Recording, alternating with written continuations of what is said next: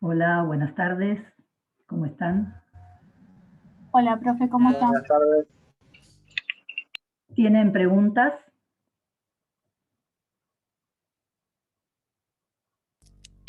Para el problema de la soga que nos planteó la clase pasada, podríamos considerar las condiciones iniciales que x0, ok, x en tiempo cero es x sub 0 y la velocidad en tiempo cero sea 0.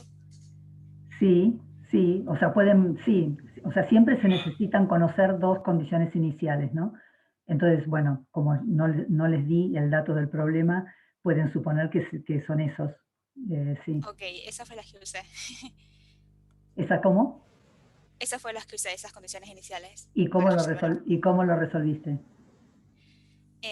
Bueno, al final de todo, bueno, el resultado me dio coseno hiperbólico me dio x sub 0 coseno hiperbólico de la raíz cuadrada de gl por t. Lo resolví usando que es la única fuerza era la de la gravedad y que la masa era variable, era una función de la... y que la masa era un x sobre l. No sé si me Ah, o sea, explico. asumiste Y una, entonces ahí me quedó una coseno diferencial y la resolví y bueno, me quedó lo que dije, coseno hiperbólico. Bueno, sí, o sea, es una función hiperbólica porque justamente, o sea, es monótonamente creciente, ¿no? O sea, a medida que la soga va cayendo, cae cada vez más rápido y hay cada vez más soga colgando. Eh, o sea que lo que hiciste fue asumir que había una cierta densidad lineal de masa, ¿no? O sea, la cantidad de masa por unidad de longitud Claro, constante y a partir de ahí viste cómo iba variando la masa, la que cuelga y la que... exacto, que- exactamente. Bueno, muy bien, muy bien. Bueno, em, bueno, no sé si hay más preguntas.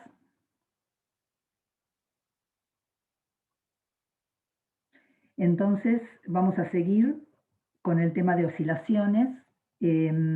Vamos a ver ahora oscilaciones de un péndulo ideal.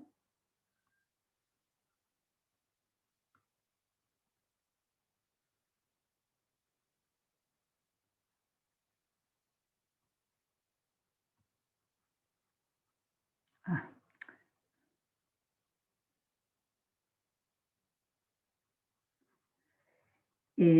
vamos a considerar una masa que está suspendida de un hilo. Ah, qué mal me salen los dibujos.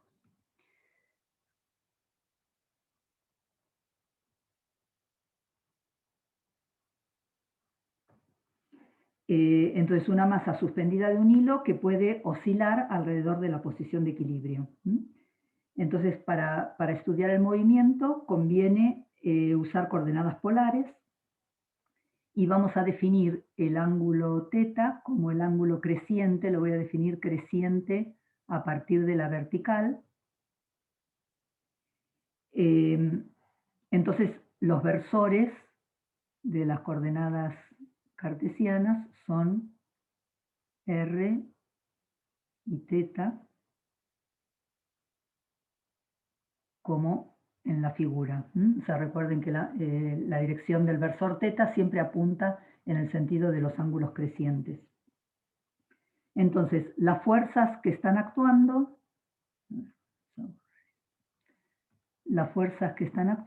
son el peso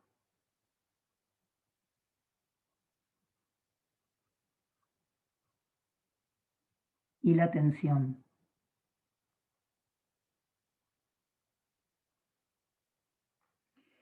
¿Ok?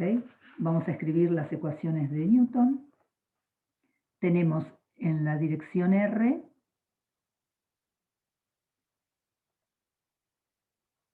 el peso por el coseno del ángulo menos la tensión. ¿Y esto a qué es igual?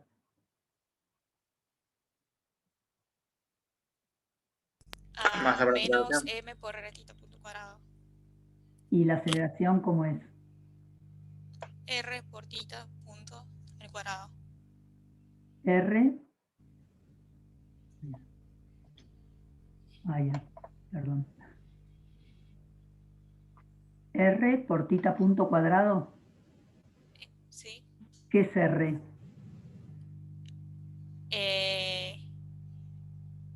La longitud de la soga. Es la longitud de la soga, ¿no? Vamos a suponer que la soga tiene longitud L.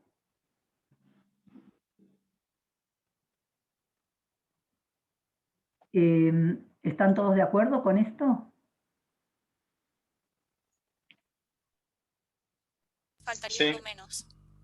Falta el signo menos, ¿no? O sea, esta es la aceleración centrípeta. Este es un movimiento, bueno, va a ser un movimiento oscilatorio, pero en principio la condición de vínculo es que L es constante, ¿no? O sea, la longitud del hilo es constante y entonces la aceleración en R es solamente aceleración centrípeta, apunta en menos R, por eso está el signo. Perdón, no entendí por qué aparece la L. O sea, o sea, esta ecuación es la sumatoria de las fuerzas igual a la masa por la aceleración, ¿ok? Por la aceleración en R. ¿Está bien? ¿Cómo es la aceleración en R?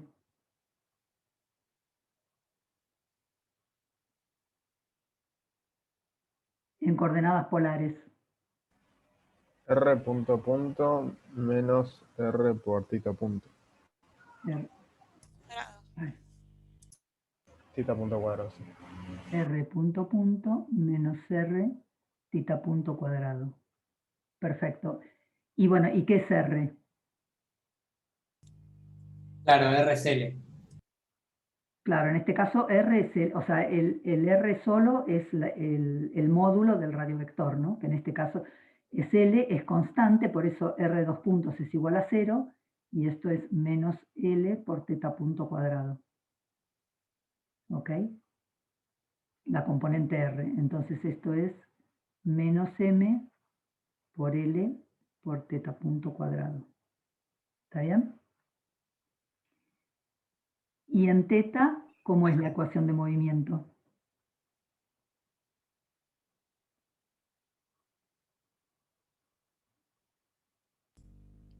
Es la componente del peso, o sea, sería Seno, ¿no? menos Seno. seno. Sí, menos. ¿Cómo es? Es menos P seno de teta. Muy bien. ¿Y esto es igual a qué? A R por tita 2 puntos. O la longitud por tita 2 puntos. L por tita 2 puntos. L por tita 2 puntos. ¿Así? Sí. Falta la masa, ¿no? Ah, claro, sí. Ok. Bien. Entonces, bueno, vamos a... Esta es lo que llamábamos la ecuación de movimiento. La ecuación en la dirección del movimiento es la ecuación de movimiento. Y la otra es la ecuación de vínculo. ¿Está bien? Entonces, vamos a resolver la ecuación de movimiento. La vamos a reescribir como teta 2 puntos más G sobre L por el seno de teta igual a 0. ¿Ok? La reescribí, P es M por G, tenemos M por G por seno de teta, divido todo por la masa y por L y pongo todo en un miembro. ¿Ok? Entonces, fíjense, tenemos que resolver esta ecuación de movimiento. Esta no es una ecuación, esto no, digamos, no corresponde a un movimiento armónico simple. No, o sea, no es una ecuación de Euler del tipo de las que estábamos viendo la clase pasada, que tenían esta forma, ¿no? Porque acá tenemos teta 2 puntos, pero acá tenemos el seno de teta. Se puede resolver, de hecho lo hicimos cuando estudiamos el caso de la piedra atada al hilo que hacía movimiento circular, resolvimos esta ecuación y vimos que no era un movimiento oscilatorio armónico, es un movimiento oscilatorio pero no armónico. Pero lo que podemos ver es que hay un caso particular en el cual el movimiento es armónico. Es el caso en el cual el péndulo hace pequeñas oscilaciones. O sea, el caso de pequeñas oscilaciones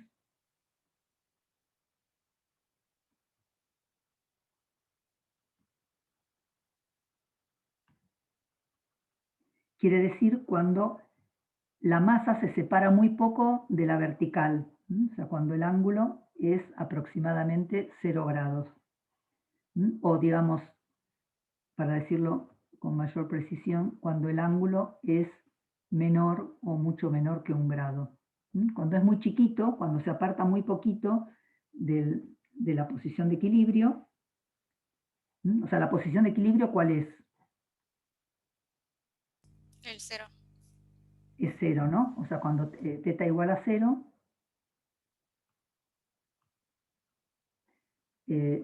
la aceleración es 0. Bien, entonces, si el ángulo es mucho menor que 1, podemos aproximar el seno del ángulo digamos, podemos hacer un desarrollo en serie de Taylor alrededor de 0. Y entonces el seno del ángulo es el ángulo menos 1 sobre 3 factorial por teta al cubo más términos de orden superior. También podemos hacer un desarrollo del coseno para la otra ecuación. Y esto va a ser 1 menos 1 sobre 2 factorial por teta cuadrado más términos sucesivos. Entonces, si el ángulo es muy chiquito, podemos despreciar las potencias de orden superior y entonces podemos reemplazar el seno del ángulo por el ángulo, o sea, por el primer término del desarrollo, y el coseno lo podemos reemplazar por 1. O sea, podemos aproximar esta ecuación de esta forma, o sea, reemplazamos el seno del ángulo por el ángulo,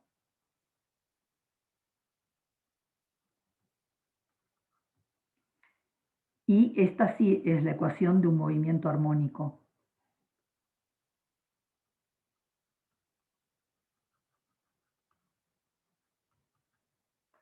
¿Ok?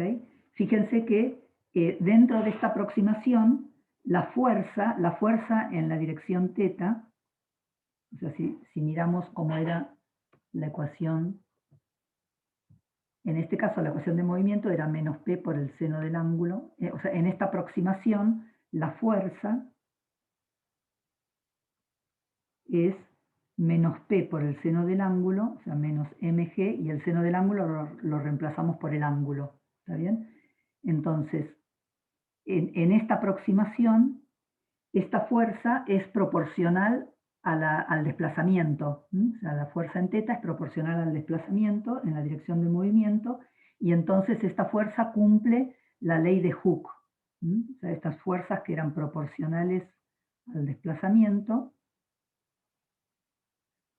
cumplen la ley de Hooke y son las que corresponden al movimiento armónico simple. ¿Está bien? Entonces, la solución de la ecuación de movimiento es, como habíamos visto, la posición como función del tiempo va a ser una constante por una función trigonométrica, por ejemplo, coseno de omega 0 por t más phi, donde ahora este omega 0, digamos, acá fíjense en esta ecuación, lo que llamábamos omega 0 cuadrado, que era el coeficiente del término lineal, es g sobre L. ¿Está bien? Entonces, bueno, esta es la solución y, bueno, y de acá también se puede ver en particular que la posición de equilibrio es teta igual a 0 y que, bueno, el movimiento es periódico y el periodo del movimiento lo podemos calcular y va a ser 2pi sobre omega 0, pero ahora omega 0 es la raíz de L sobre G, raíz de G sobre L, ¿no? O sea, 2pi por raíz de L sobre G. ¿Está bien? O sea, en el caso en el que podemos aproximar por pequeñas oscilaciones, o sea, cuando el ángulo se aparta muy poquito de la posición de equilibrio, entonces el movimiento del péndulo es un movimiento armónico simple, es un movimiento periódico, y el periodo es proporcional a la longitud del hilo. ¿Está bien? Entonces, el caso este del péndulo es un caso de movimiento armónico si la masa se aparta poquito de la posición de equilibrio. En general, si tenemos una fuerza, digamos, podemos hacer un caso general, ¿no? En el que supongamos que tenemos una fuerza que depende de la posición y que apunta en una cierta dirección. Y esta X es la coordenada del movimiento. Entonces, en este caso, si esta es la fuerza, la ecuación de Newton resulta que la masa por la aceleración es igual... Perdón, profe, ¿después podés subir un segundito que me faltó copiar una cosa? ¿Más? Un poquito más, sí.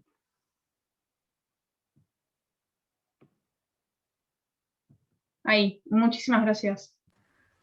Profe, ¿le puedo hacer una consulta Ya mientras? está. Sí. ¿Qué es eso que escribió, que no entendí, cuando escribió al lado de pequeñas oscilaciones menores a 1 que puso tita de E igual 0? ¿Qué es eso que no? La no posición de escuché equilibrio, cuando la Ah, aceleración es igual a 0, cuando el ángulo es igual a 0. Esa es la posición de equilibrio. perfecto, listo. Gracias. ¿Puedo correr? Sí, sí, por mí sí. Sí, ya está, gracias. Bien. Ok. Entonces, bueno, supongamos que tenemos una fuerza que depende de la posición y que la dirección del movimiento es X. Entonces, la ecuación de Newton es que la masa por la aceleración, que va a ser X 2 puntos, es igual a F de X.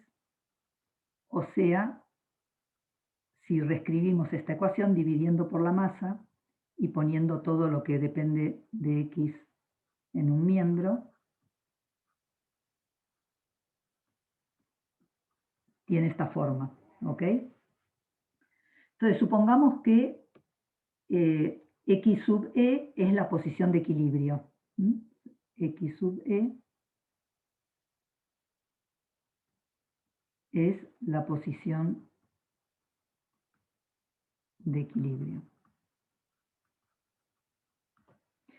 Entonces, y supongamos que apartamos el cuerpo un poquito respecto de la posición de equilibrio, entonces, en este caso podemos hacer un desarrollo de la fuerza en una posición cercana a la posición de equilibrio.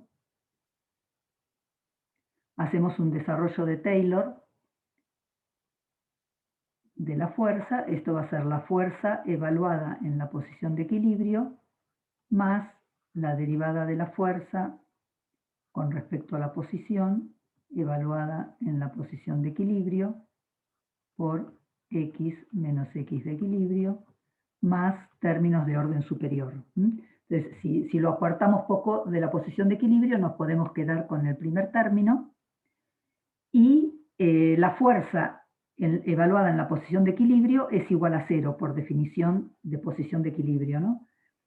Es igual a 0. Entonces, cerca de la posición de equilibrio, la fuerza la podemos aproximar por la derivada de la fuerza con respecto a X evaluada en la posición de equilibrio por X menos X de equilibrio.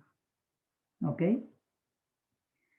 Entonces, si ahora reemplazamos esta expresión de la fuerza en la ecuación de movimiento, esta que escribimos acá, teníamos que la derivada segunda de la posición menos 1 sobre m por la fuerza, pero ahora la fuerza la reemplazamos por la derivada con respecto a x evaluada en la posición de equilibrio por x menos x de equilibrio.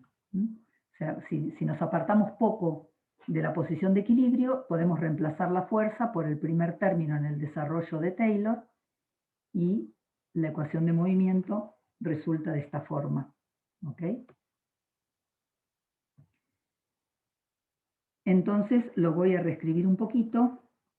Voy a poner todo lo que depende de x en un miembro y todo lo que es constante en el otro. O sea, ahora tenemos x segunda, derivada segunda, menos 1 sobre m por derivada de la fuerza con respecto a x, evaluado en la posición de equilibrio por x, y esto es igual a menos 1 sobre m por la derivada de la fuerza con respecto a x, evaluado en la posición de equilibrio por x de equilibrio. O sea, todo lo que está ahora en el miembro derecho es constante, entonces lo puedo pasar al miembro derecho, es una constante, lo llamo c.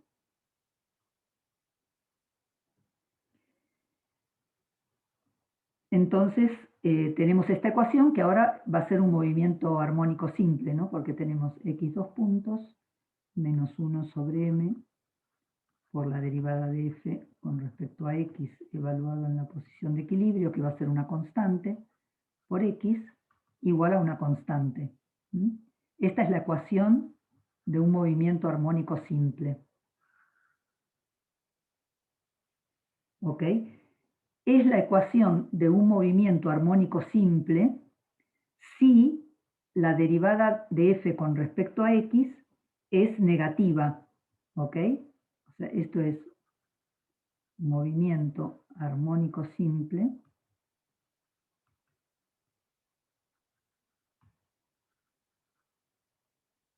si la derivada de f con respecto a x evaluado en la posición de equilibrio es negativo, porque si no, recuerden, cuando estaba acá el signo menos y este coeficiente era positivo, en ese caso tenemos, el movimiento no era armónico.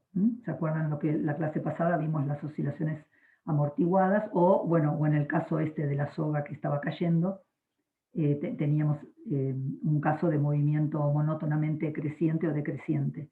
Solamente si acá hay una constante negativa, en este caso, que hace que todo el coeficiente acá sea positivo, es que vamos a tener movimiento armónico simple.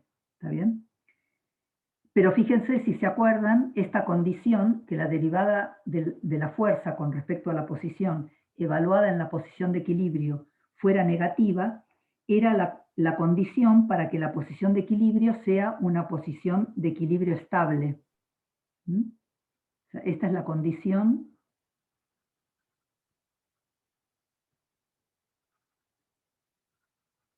de equilibrio estable. ¿Se acuerdan? Entonces, solamente lo que estoy diciendo acá es que solamente se pueden hacer pequeñas oscilaciones alrededor de una posición de equilibrio cuando la posición de equilibrio es estable.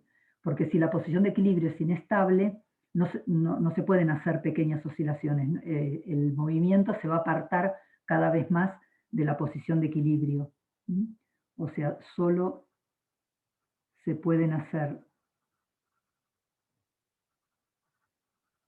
pequeñas oscilaciones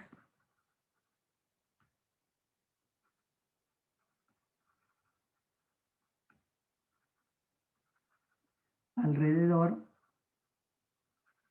de una posición de equilibrio estable. Si la posición de equilibrio es inestable, entonces el cuerpo no puede hacer movimiento armónico, se aleja cada vez más de la posición de equilibrio. Entonces la idea entonces de hacer pequeñas oscilaciones es aprovechar el hecho de que nos estamos apartando un poco de la posición de equilibrio estable y linearizar la fuerza de manera que tenga una pinta parecida a la ley de Hooke. O sea, fíjense que en este caso, cuando desarrollamos la fuerza, hacemos un desarrollo de Taylor y acá vemos que la fuerza es proporcional al desplazamiento y esa es la condición de la ley de Hooke que hace que el movimiento sea un movimiento armónico simple. ¿Ok?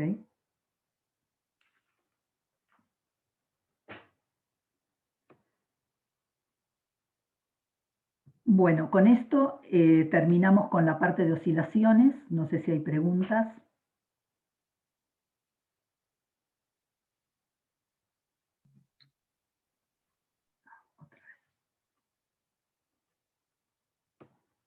Bueno, si no hay preguntas, entonces vamos a pasar al siguiente tema,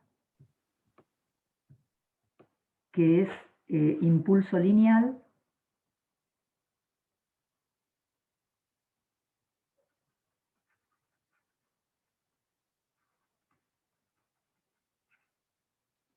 O cantidad Esto de... ya sería la práctica de cantidad de movimiento, ¿no? Sí, sí. Ok, gracias. O sea, con lo que vimos hasta ahora pueden terminar la práctica de oscilaciones, movimiento oscilatorio.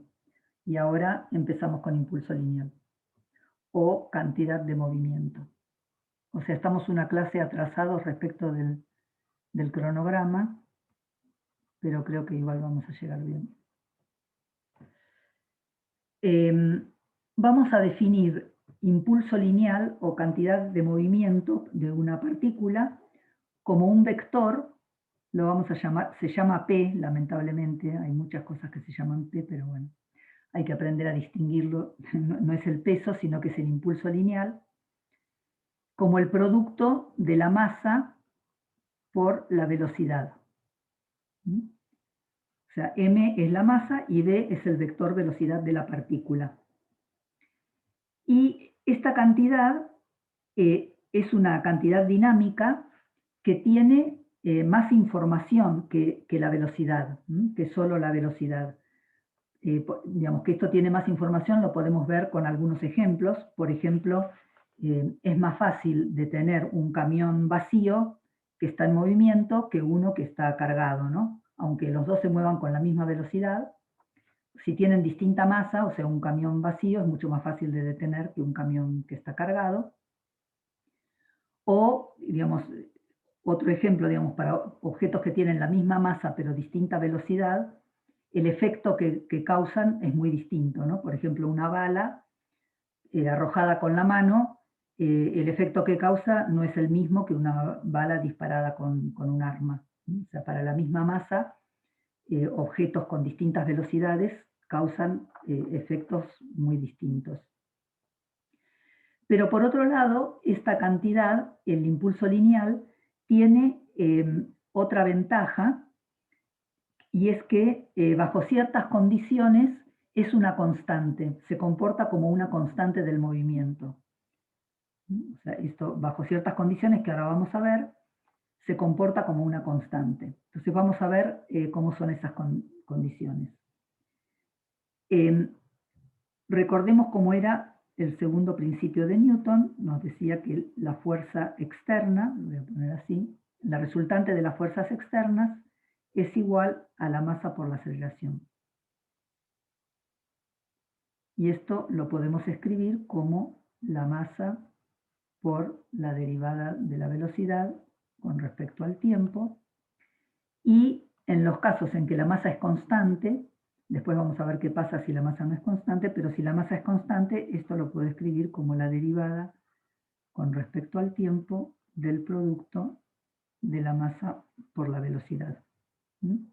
O sea, lo que nos dice esta ecuación es que la resultante de las fuerzas externas es igual a la variación del impulso lineal con respecto al tiempo.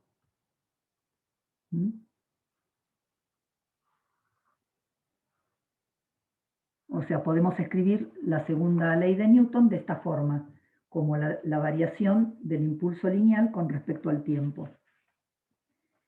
Y lo que nos dice esta ecuación es que las fuerzas externas aplicadas sobre un sistema producen una variación en su cantidad de movimiento con respecto al tiempo.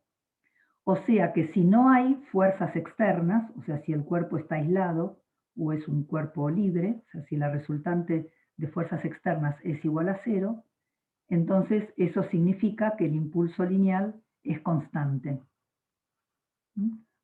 O viceversa, si el impulso lineal es constante, eso significa que no hay fuerzas externas. Fíjense que esta es otra forma de escribir el primer principio. O sea, para un cuerpo aislado o libre, se mueve con velocidad, con movimiento rectilíneo uniforme. Ahora lo estamos escribiendo en función de esta nueva cantidad que introdujimos ahora, que es el impulso lineal. Y esta es la ley de conservación del impulso lineal.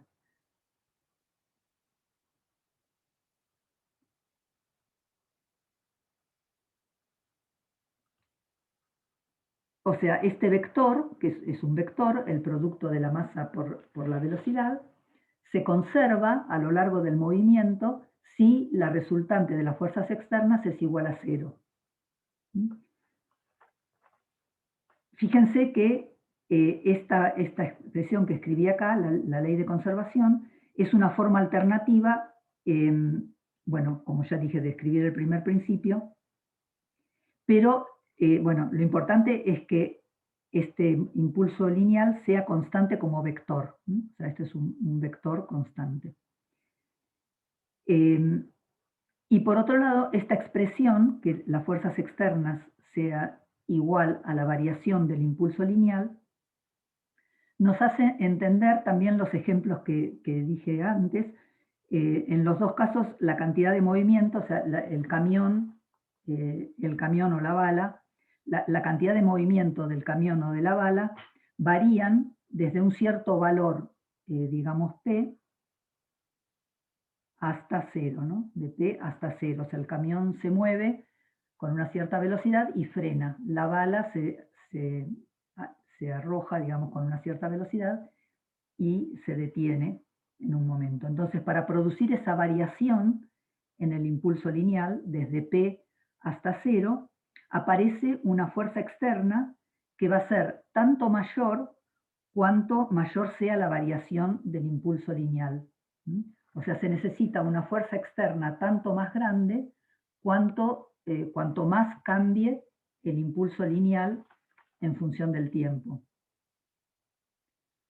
Y fíjense que también va a ser mayor, o sea, esa fuerza va a ser mayor cuanto menor sea el tiempo en el que se produce esa variación, ¿no? En el tiempo en el que cambia el impulso lineal. Cuanto menor sea ese tiempo, mayor es la fuerza que se necesita.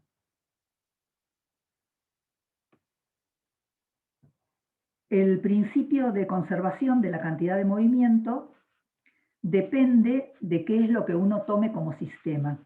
Entonces, por ejemplo, supongamos que tenemos dos sistemas, un sistema S1 y un sistema S2, que están interactuando. Entonces, por ejemplo, el sistema 2 ejerce una fuerza sobre el sistema 1, que lo voy a llamar la fuerza que 2 hace a 1, y el sistema 1 reacciona sobre 2 con una fuerza que 1 le hace a 2, y que por el tercer principio, acción y reacción, nos dice que la fuerza que 2 hace a 1 es igual y contraria a la fuerza que 1 hace a 2. Y por el segundo principio, el segundo principio nos dice que la fuerza que 2 le hace a 1, escrita ahora en función del impulso lineal, nos dice que es la derivada del impulso lineal de 1 con respecto al tiempo. ¿Está bien? Y la fuerza que 1 le hace a 2 es igual a la variación del impulso lineal de 2 con respecto al tiempo. O sea, estoy escribiendo el segundo principio como lo escribimos, como lo planteamos ahora. Las fuerzas externas son iguales a la variación del impulso lineal con respecto al tiempo. Entonces, si juntamos estos dos principios, resulta que la derivada de P1 con respecto a t es igual a menos la derivada de P2 con respecto a t. O sea, que la derivada con respecto al tiempo de P1 más P2 es igual a 0. O sea, que P1 más P2 es constante.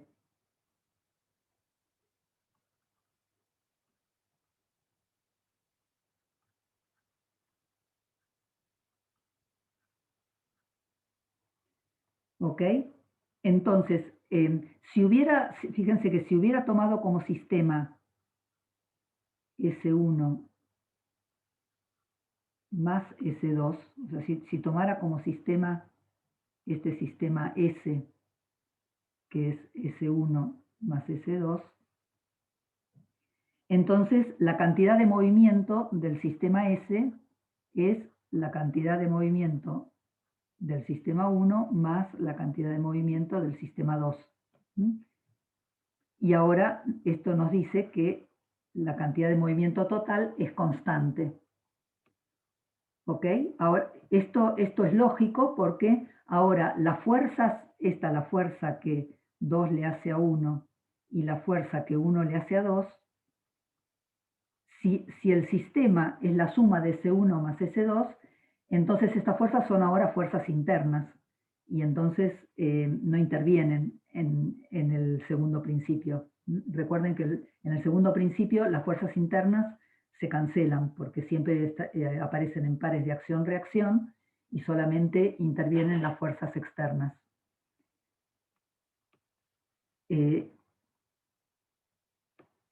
Entonces, en este caso, si el sistema es S1 más S2, no hay fuerzas externas y el impulso lineal total se tiene que conservar por el principio de conservación, o sea, esta ley de conservación que enunciamos acá. Si no hay fuerzas externas, el impulso lineal se conserva, es constante.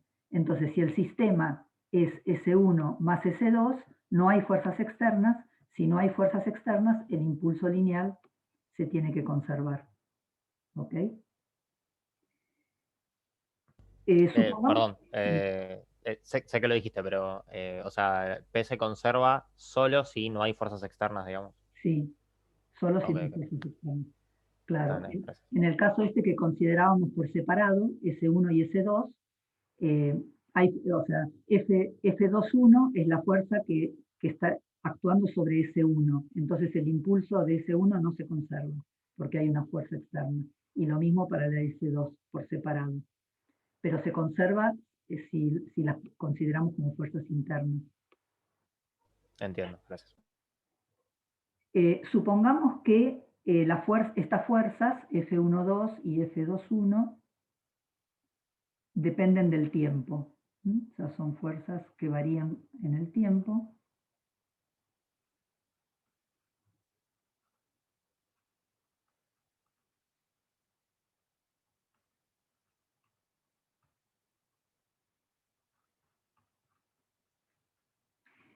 Y que actúan durante un cierto tiempo, digamos un delta T. Entonces, bueno, por ejemplo, la F12, que es la fuerza que 1 hace a 2, que depende del tiempo, es igual, dijimos, a la variación del impulso de 2 con respecto a t, ¿no? Entonces, ahora podemos invertir esta expresión. Podemos invertirla integrando. Entonces, la invertimos, integramos el diferencial de P2,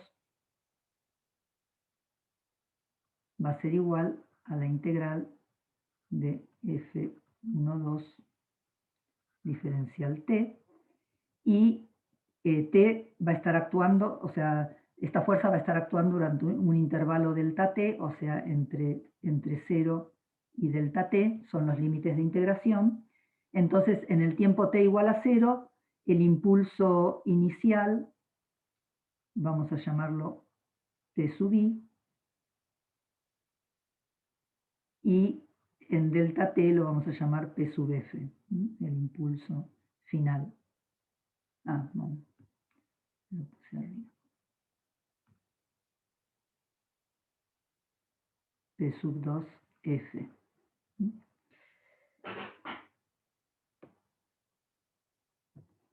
Entonces,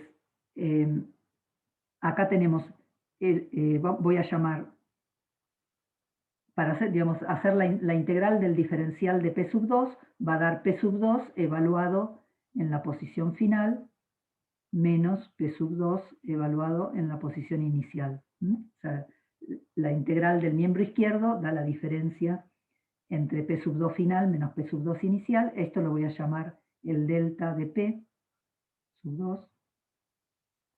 Cómo varía el impulso lineal del sistema 2.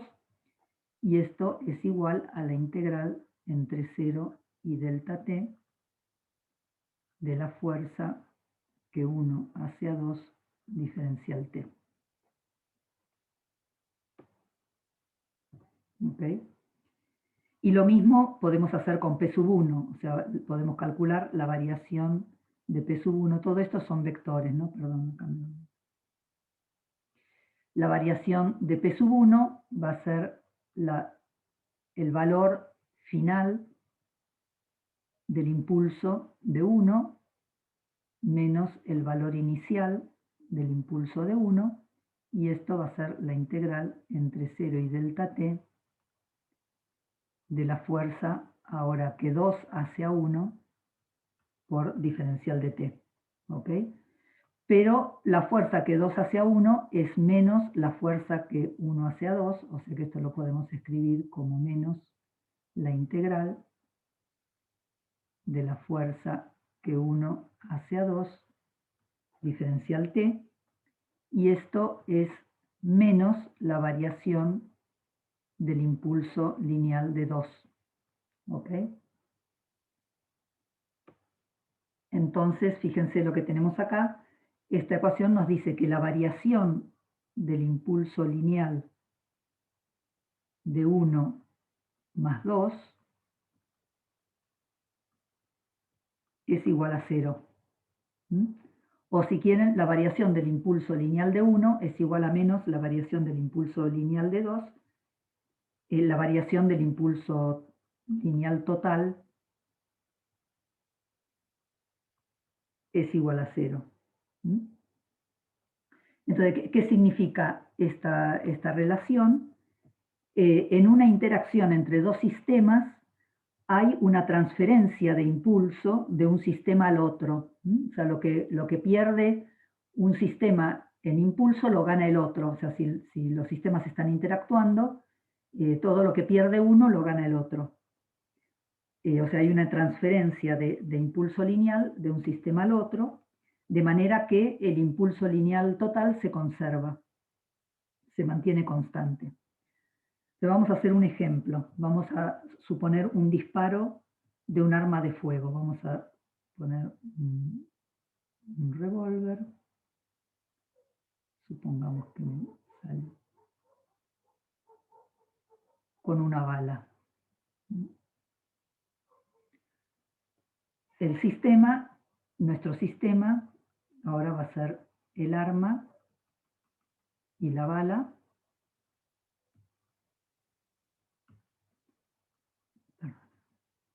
O sea, el sistema S es el arma más la bala. Y entonces, originalmente está en reposo el impulso lineal total de este sistema, va a ser el impulso lineal del arma más el impulso lineal de la bala, pero como están en reposo, originalmente es igual a 0. O sea, la velocidad del arma y la de la bala es igual a 0. Inicialmente el impulso lineal es igual a 0. Ahora supongamos que se dispara el arma. Profe, perdón, Sí. ¿podría subir un segundito? Que me faltó copiar algo. Gracias.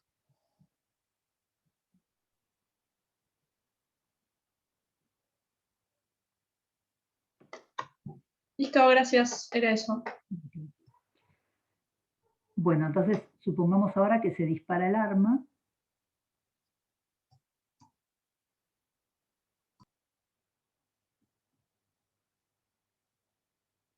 La bala sale disparada con una cierta velocidad.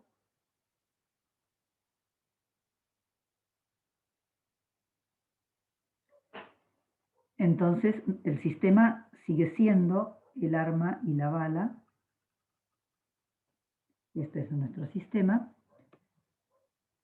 El impulso lineal total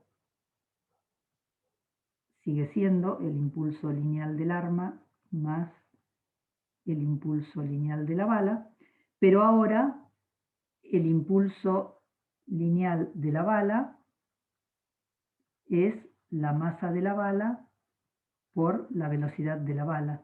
Ahora es distinto de 0, ¿no? O sea, acá en el caso inicial, el impulso de la bala era igual a 0 y el impulso del arma era igual a 0, o sea, estaban los dos en reposo. Entonces el impulso lineal total es igual a 0. Ahora en este caso la bala tiene una cierta velocidad, o sea, tiene un cierto impulso lineal, pero no hay fuerzas externas, entonces el impulso lineal total se tiene que conservar. Como era 0 inicialmente, tiene que seguir siendo 0 en esta situación porque no hay fuerzas externas.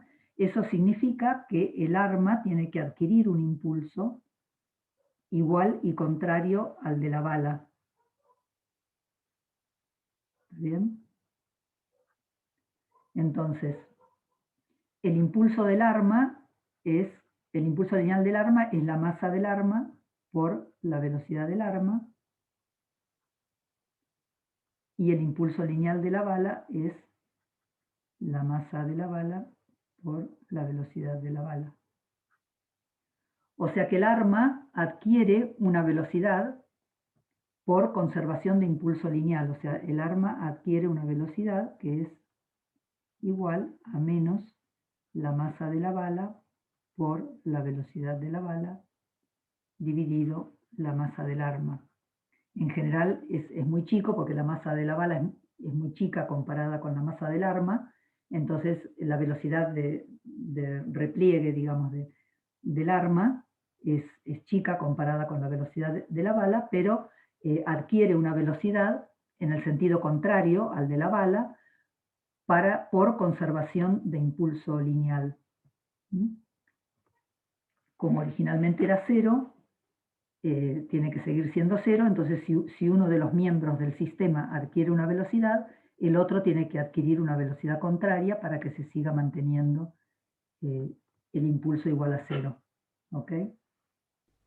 O sea, si fuera una bala de cañón, la velocidad para atrás sería como mayor porque la masa es mayor, digamos. Claro, exactamente. Uh-huh. Sí. Bueno, supongamos que tenemos un sistema de partículas, supongamos que tenemos n partículas.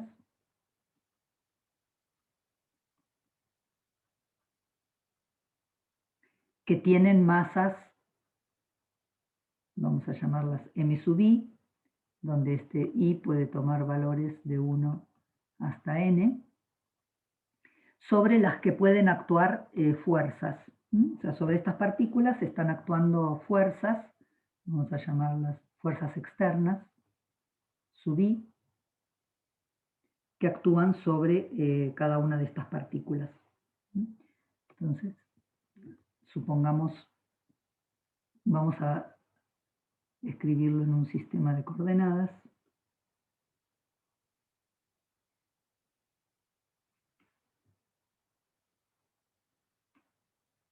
Supongamos que tenemos la partícula 1, que está en una posición R⁻₁, y tiene una cierta velocidad, digamos v⁻₁. Tenemos una partícula 2, que está en R2, y tiene otra velocidad, digamos v⁻². Bueno, y así siguiendo, ¿no? O sea, tenemos varias partículas, cada una en una determinada posición, con una determinada velocidad. Digamos, de I. ¿Ok? Entonces, cada una tiene una determinada velocidad, o sea, cada una tiene un determinado impulso lineal. Entonces, el impulso lineal del sistema, de todo el sistema, va a ser la suma de los impulsos lineales de cada una de las partículas. El impulso lineal total es la suma de los impulsos lineales de cada una de las partículas, o sea, es igual a la suma desde 1 hasta n de la masa de la partícula I por la velocidad de la partícula I, sumado sobre todas las partículas. Este es el impulso lineal total del sistema. Y entonces la variación del impulso lineal con respecto al tiempo va a ser la suma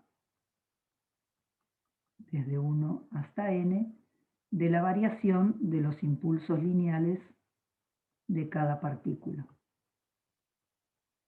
¿Okay? O sea, la suma de 1 hasta n de la masa de la partícula A por la aceleración de A, sumado sobre todas las partículas, y esto es igual a la suma de 1 hasta n de todas las fuerzas externas que están actuando sobre todas las partículas.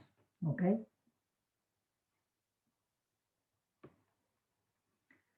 Entonces vamos a observar lo siguiente.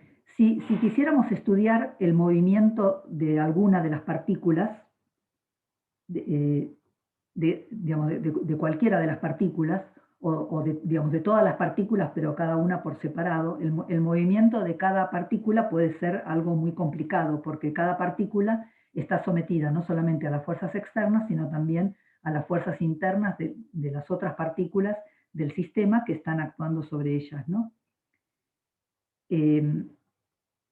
Entonces, la variación del impulso de cada partícula, o sea, de la partícula I, digamos, la variación del impulso de la partícula I queda determinada por las fuerzas externas que actúan sobre la partícula I. Incluyendo, digamos, acá hay que incluir las fuerzas que las otras partículas están ejerciendo sobre la I. O sea, no solamente sobre la partícula I, no solamente actúan las fuerzas externas, sino también las fuerzas de todas las otras J partículas distintas de la I que están actuando sobre la I. ¿Ok?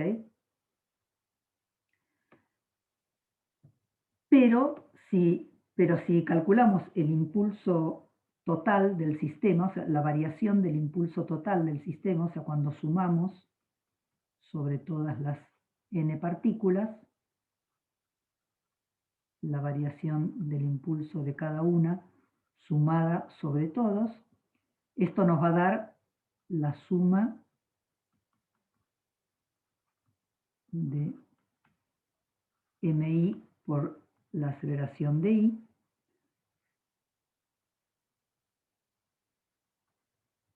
y esto es igual a la suma de las fuerzas externas que actúan sobre cada una de las I, más la suma de 1 hasta n por la suma sobre todas las J distintas de la I de la FJI. ¿Ok? La aceleración de la partícula I está determinada por la suma de todas las fuerzas que están actuando sobre I, que son las fuerzas externas, más las fuerzas de todas las otras J partículas que están actuando sobre la I. Pero acá cuando sumamos, cuando hacemos esta doble suma, tenemos que sumar la fuerza que J hace a I y la fuerza que I hace a J. En la doble suma, todas las fuerzas que intervienen en la doble suma son pares de acción-reacción. O sea, la fuerza que J hace a I es igual y contraria a la fuerza que I hace a J. O sea que cuando sumamos todas las fuerzas, la parte de las fuerzas internas se anula y nos queda solo la resultante de las fuerzas externas. ¿Ok? Entonces, estas expresiones que estoy escribiendo, especialmente estas que escribí acá, que el impulso lineal del sistema es la suma, voy a llamarla ecuación 1, y que la variación del impulso con respecto al tiempo es igual a la suma de todas las fuerzas externas, nos dan una idea, nos dan la idea de que todo el sistema se está comportando globalmente, digamos, si lo pensamos globalmente, como una única partícula que tiene impulso P sobre la que están aplicadas las fuerzas externas. O sea, todas las fuerzas externas están aplicadas sobre una partícula que tiene una masa que es la masa total del sistema, o sea, que es la suma de las masas de todas las partículas del sistema. Y el problema es, digamos, cuál es la posición de esa partícula. O sea, digamos, todo este sistema de n partículas se comporta como una única partícula de masa, llamémosla m mayúscula, que es la suma de las masas de las n partículas. Y la pregunta es, ¿dónde está esa partícula? Que es una partícula hipotética, no existe. O sea, lo que quiero decir es que el sistema en su conjunto se comporta como si fuera una única partícula que tiene un impulso lineal que es igual a la masa de todo el sistema por la velocidad del sistema. O sea, esta m es la masa total y esta b es la velocidad, sería velocidad de esa partícula hipotética. No existe, ¿no?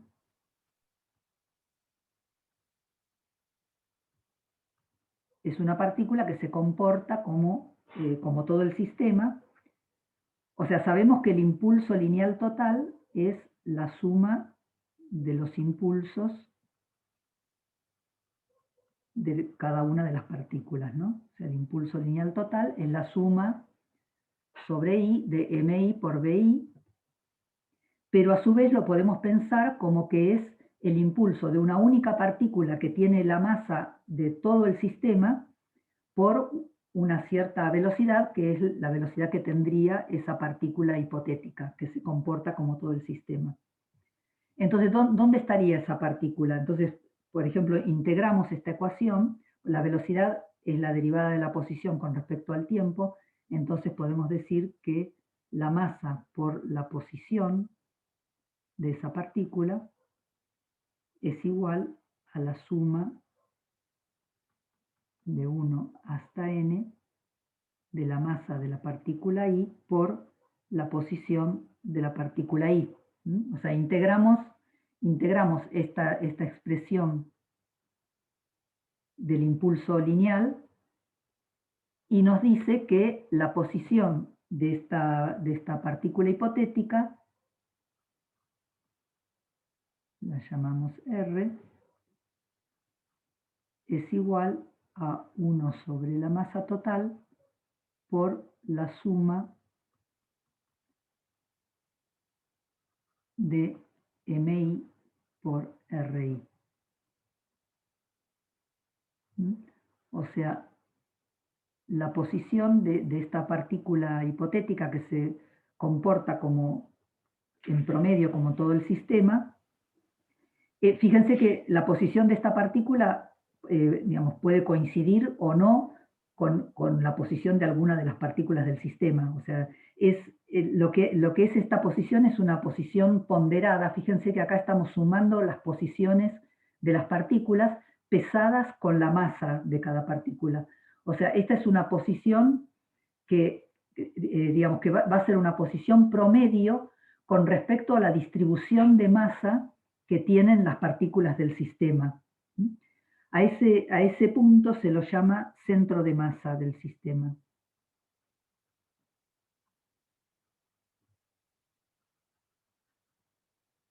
Es un punto digamos, que está dentro del sistema, tal que para cualquier lado que uno se mueva dentro del sistema, va a encontrar la misma cantidad de masa.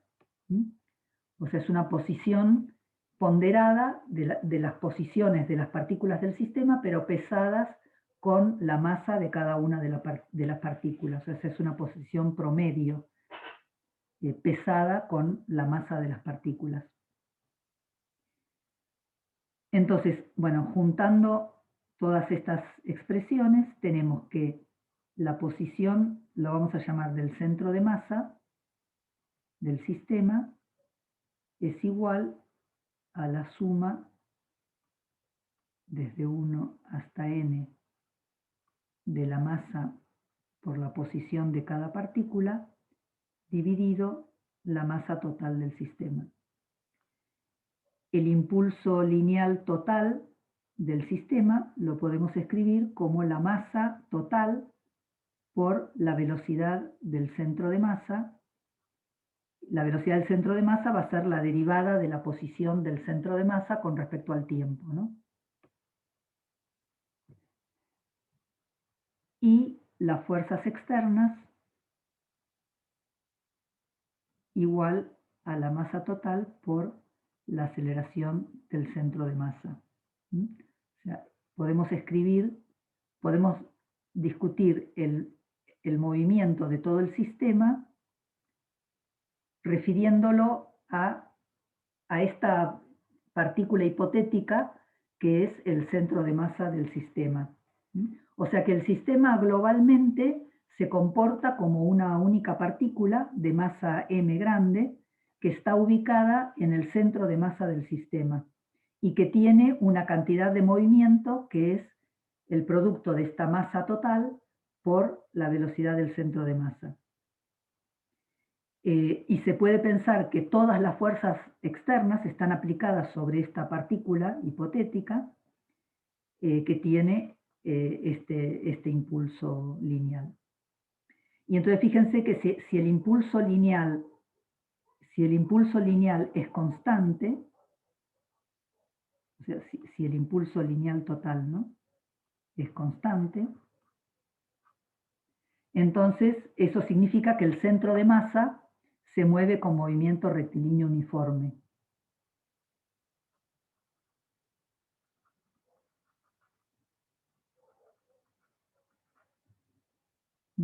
Si el impulso lineal del sistema es constante, significa que el centro de masa se mueve con movimiento rectilíneo uniforme.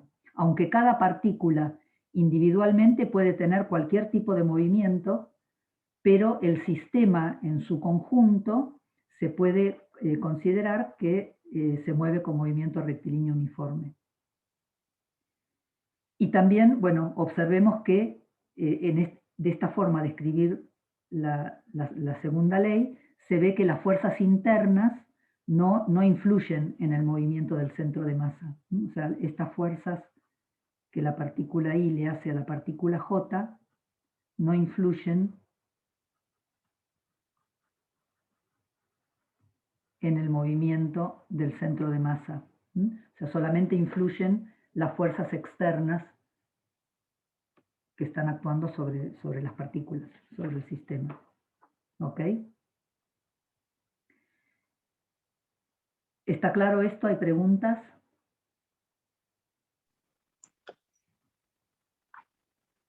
¿Se entendió?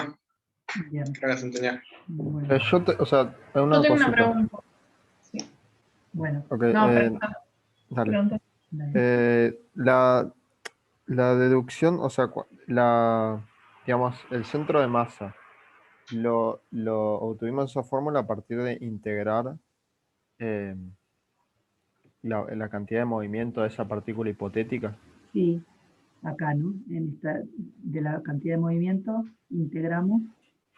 La velocidad del centro de masa es la derivada de la posición del centro de masa con respecto al tiempo. Pero a su vez es la suma de los momentos de todas las partículas. Y los momentos de cada partícula es la masa de esa partícula por la derivada de la posición de esa partícula con respecto al tiempo. Entonces integramos los dos miembros y nos da esta expresión que escribimos acá. Está bien, perfecto, sí, ya entendí. Solo quería asegurarme porque no me había perdido en esa parte. Okay. ¿Había otra pregunta? Yo quería preguntar, sí, que dijiste que las fuerzas de I y J no influyen en el movimiento del centro de masa, solo en las fuerzas externas de algo más, que no terminé de escuchar. Eso, o sea, habíamos visto acá, cuando calculamos, acá, ¿no? Calculamos la variación del impulso lineal del sistema. Y eso es igual a la suma de todas las fuerzas que están actuando, las fuerzas externas y las fuerzas internas. Pero las fuerzas internas se cancelan porque son pares de acción-reacción, o sea, la fuerza que I hacia J tenemos que sumarla, digamos, si miramos dos partículas, digamos, la 1 y la 2, entonces tenemos la fuerza que 1 le hace a 2 y tenemos que sumarle la fuerza que 2 le hace a 1. Pero estas fuerzas son pares de acción-reacción, o sea, esto es igual a 0. O sea que en esta doble suma, las fuerzas internas se cancelan, y si uno mira el sistema en su conjunto, puede despreciar las fuerzas internas, porque si las considera bien se van a cancelar, y solamente importan las fuerzas externas. Ok, listo, gracias. Esto, la importancia del centro de masa es tan grande, ahora vamos a ver varios ejercicios, que muchas veces es más sencillo resolver problemas desde lo que se llama el sistema centro de masa, un sistema de referencia. O sea, uno puede resolver los problemas desde lo que se llama el sistema de referencia de laboratorio, que es un sistema fijo en el cual el centro de masa tiene una cierta posición. Por ejemplo, supongamos que tenemos un sistema de coordenadas.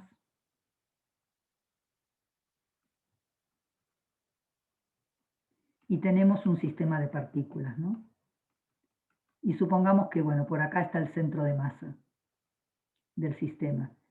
Esta es la posición del centro de masa con respecto a lo que se llama el sistema un sistema fijo, que lo llamamos el sistema de laboratorio.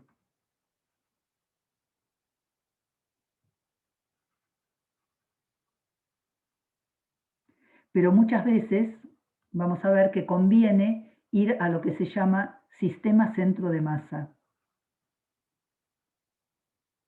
El sistema centro de masa es un sistema que está centrado en el centro de masa. O sea, acá tendría el sistema centro de masa, tiene su origen en el centro de masa. Y se mueve con el centro de masa. O sea, en el sistema centro de masa, la posición del centro de masa en el sistema centro de masa lo voy a indicar con una prima. Y la posición del centro de masa en el sistema centro de masa siempre es el origen. ¿Ok? Por definición, de sistema centro de masa es aquel que tiene su origen en el centro de masa. Y entonces, si quiero calcular el impulso lineal de un sistema en el sistema centro de masa, el impulso lineal del sistema va a ser la suma de las masas de las partículas por las velocidades de las partículas en el sistema centro de masa.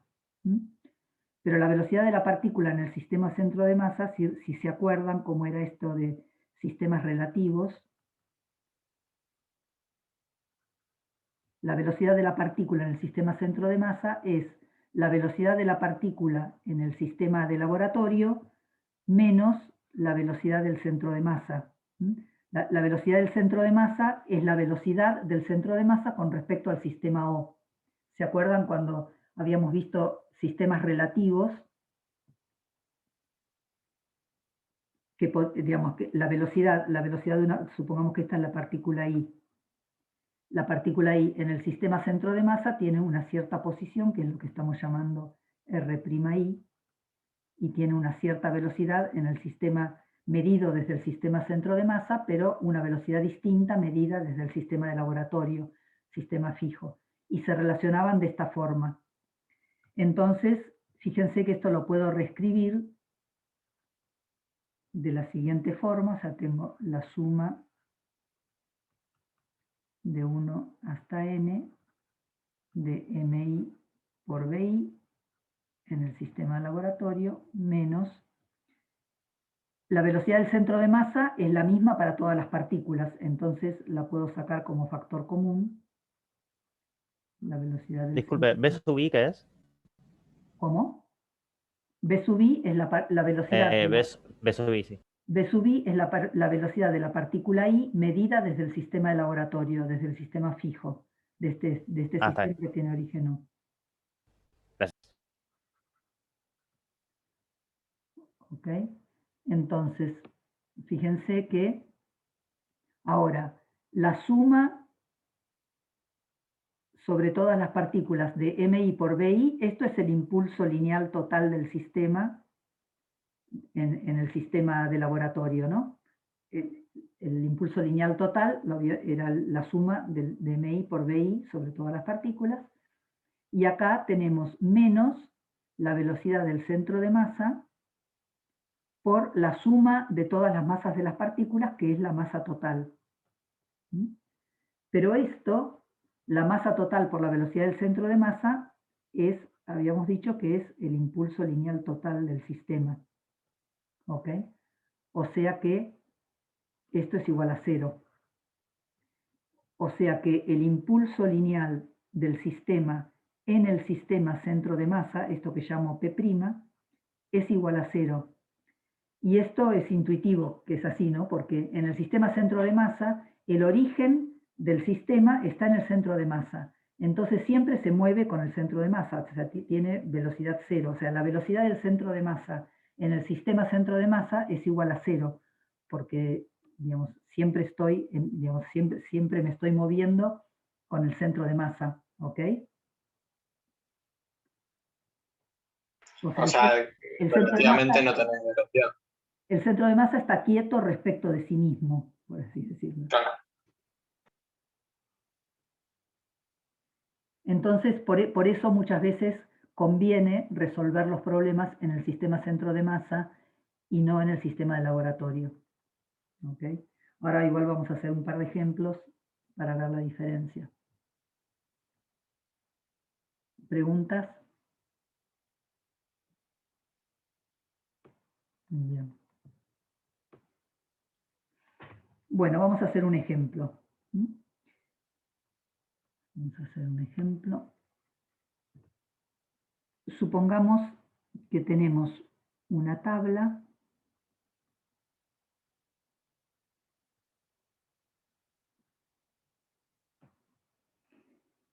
de masa M y longitud L, que está apoyado sobre una superficie sin fricción, no hay fricción.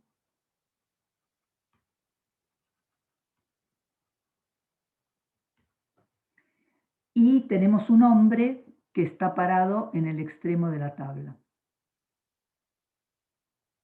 Una persona. Y esta persona tiene una cierta, este es el hombre, que tiene una cierta altura h. ¿Ok? Y una cierta masa, vamos a poner acá la masa. El hombre tiene masa m grande y la tabla tiene masa m chica. ¿Ok?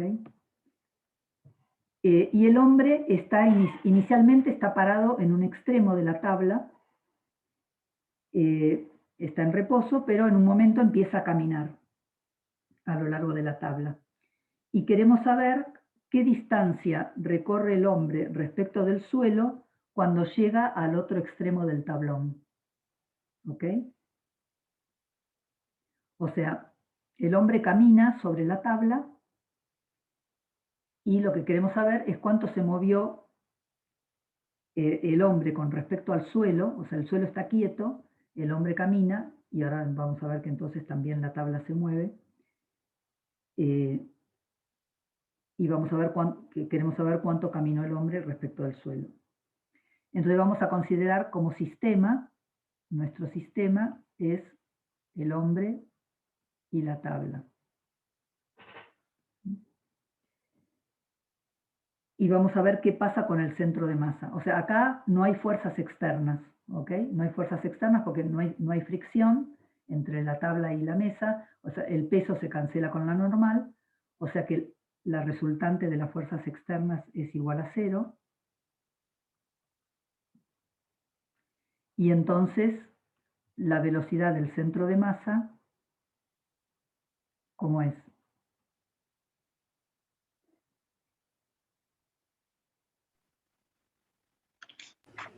Constante sería. Es constante.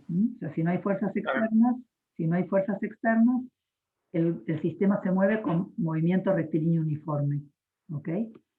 En particular, la velocidad del centro de masa es constante.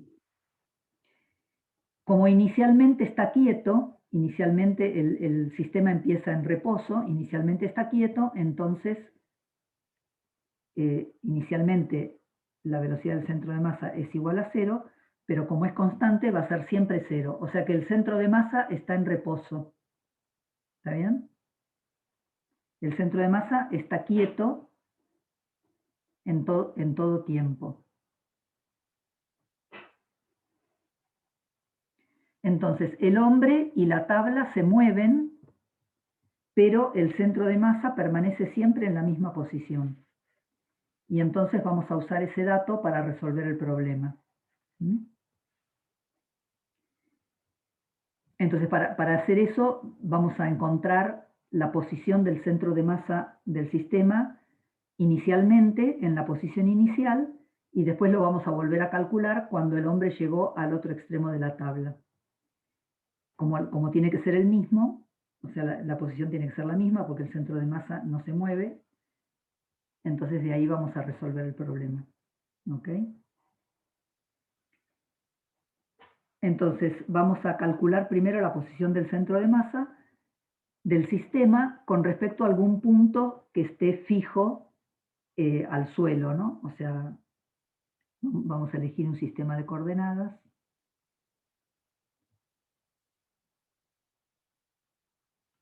X e Y. Y vamos a ver, supongamos que tanto la tabla como el hombre, vamos a hacer una aproximación, vamos a suponer que no tienen espesor, que son una línea, y que tienen una distribución uniforme de masa, para simplificar. Entonces, la tabla es homogénea, tiene la misma cantidad de masa en toda su longitud.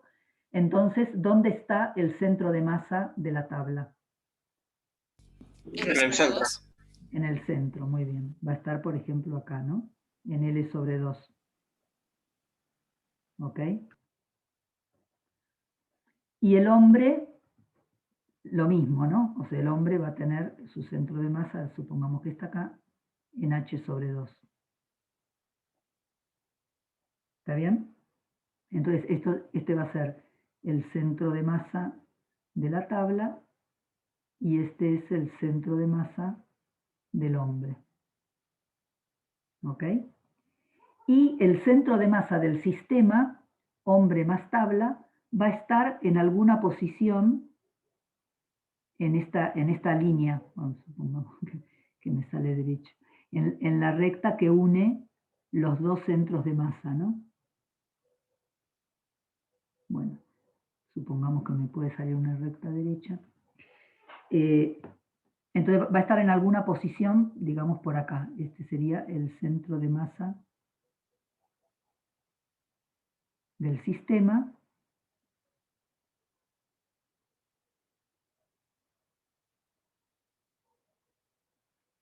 Va a estar en alguna posición en esta línea que une el centro de masa del hombre y el de la tabla. Entonces vamos a escribirlo, o sea, si recordamos la expresión para la posición del centro de masa, era la suma de las masas por la posición de cada masa. En este caso son dos, ¿no? O sea, tenemos la tabla y el hombre, o sea, tenemos que sumar desde 1 hasta 2, dividido la suma de las masas MI. Entonces, la suma de las masas es la masa del hombre más la masa de la tabla. ¿Ok? Y el numerador, sería la masa del hombre por la posición del centro de masa del hombre, que es lo que llamamos H sobre 2 en I. ¿Ok? Esta es la posición del centro de masa del hombre, H sobre 2 en I, más la masa de la tabla por la posición del centro de masa de la tabla, que es L sobre 2 en X. ¿Ok?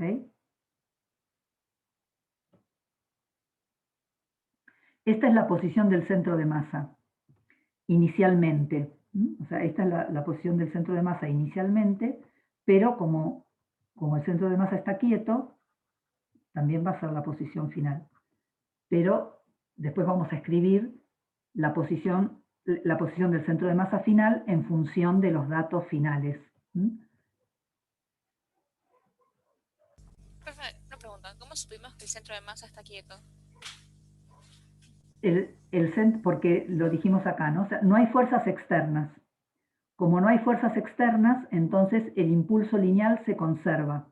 Lo vamos a decir nuevamente.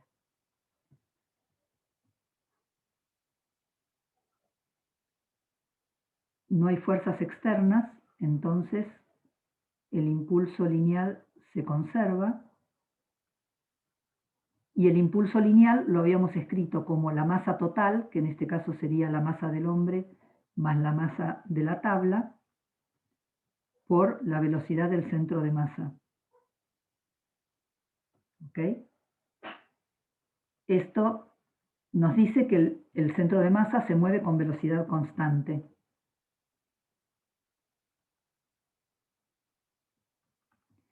Pero se mueve con velocidad constante, o sea, MRU. Pero originalmente la velocidad era 0, porque el hombre estaba originalmente en reposo. Entonces, Claro. como inicialmente es 0, entonces, y es constante, es 0 para todo tiempo. Perfecto, sí. Bueno, entonces, primero vamos a verificar que la posición del centro de masa, esta que calculamos acá, está efectivamente en esta recta que une el centro de masa del hombre con el centro de masa de la tabla. ¿Ok? Vamos a ver que esta posición del centro de masa está efectivamente sobre la recta que une el centro de masa del hombre con el centro de masa de la tabla. ¿Cómo es la ecuación? La ecuación de la recta es I igual a por X más B, ¿no? En general tiene esta forma. Es una ecuación general de una recta con A y B constantes. En particular, en este caso, esta recta tiene, cuando X es igual a 0, cuando X es igual a 0, Y es H sobre 2, ¿no? En esta recta. O sea que B es I sobre 2, ¿ok? Y cuando I es igual a 0, la recta pasa por X igual a L sobre 2, ¿ok? Entonces, reemplazo en la ecuación, cuando I es igual a 0, tenemos A por L sobre 2 más B, que es H sobre 2. Entonces, A es igual a menos h sobre L. ¿Ok? Estoy encontrando A y B para esta recta, y esto lo que me dice es que I es igual a menos h sobre L por X más h sobre 2. ¿Mm? Esta es la recta que pasa por el centro de masa del hombre y por el centro de masa de la tabla. Y ahora quiero ver si el centro de masa del sistema pertenece a esta recta. Entonces, ¿cómo hago? Por ejemplo, pongo el X que corresponde al centro de masa y me fijo si corresponde al Y del centro de masa.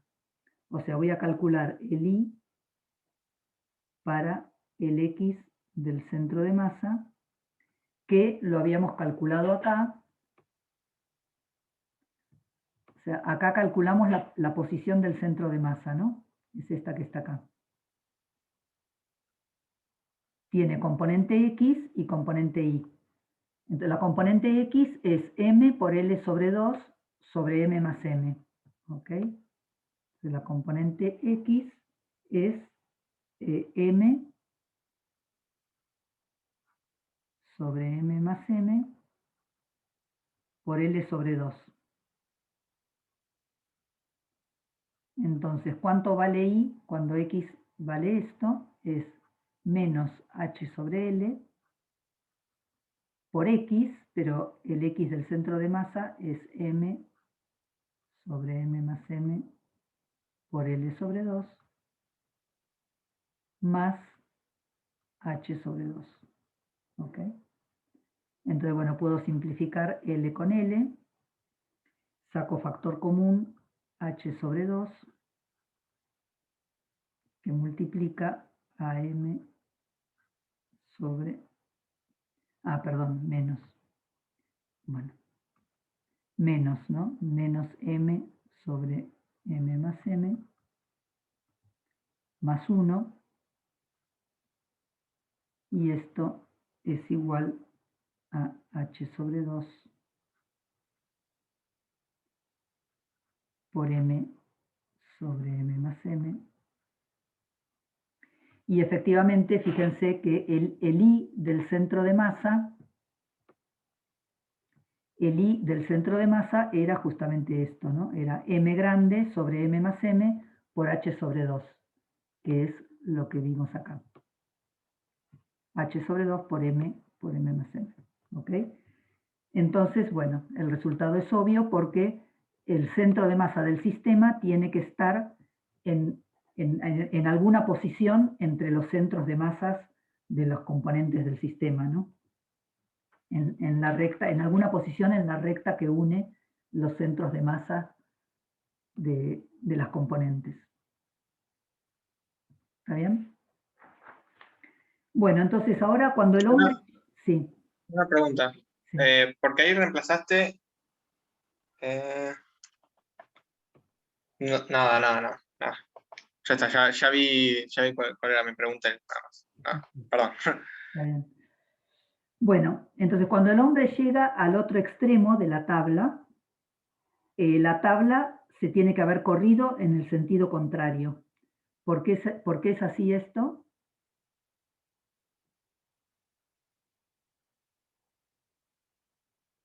Porque el centro de masa está quieto, ¿no? Bueno, claro, porque el centro de masa está quieto. Otra manera de verlo es que como no hay fuerzas externas, el impulso lineal total es constante, ¿no? El impulso lineal total es la suma del impulso lineal del hombre más el impulso lineal de la tabla. ¿Ok? Esto es constante porque no hay fuerzas externas, pero además es cero porque originalmente el sistema estaba en reposo. Entonces, como es constante, se mantiene igual a cero, y esto implica que el impulso lineal de la tabla es igual a menos el impulso lineal del hombre, o sea que si el hombre camina, adquiere una cierta velocidad, y la tabla tiene que adquirir la velocidad contraria para mantener constante el impulso lineal. ¿Está bien? Entonces la tabla se mueve en el sentido contrario al hombre. Entonces vamos a volver a calcular la posición del centro de masa, sabiendo que permanece constante, pero la vamos a calcular, o sea, vamos a volver a escribir nuestro sistema de coordenadas.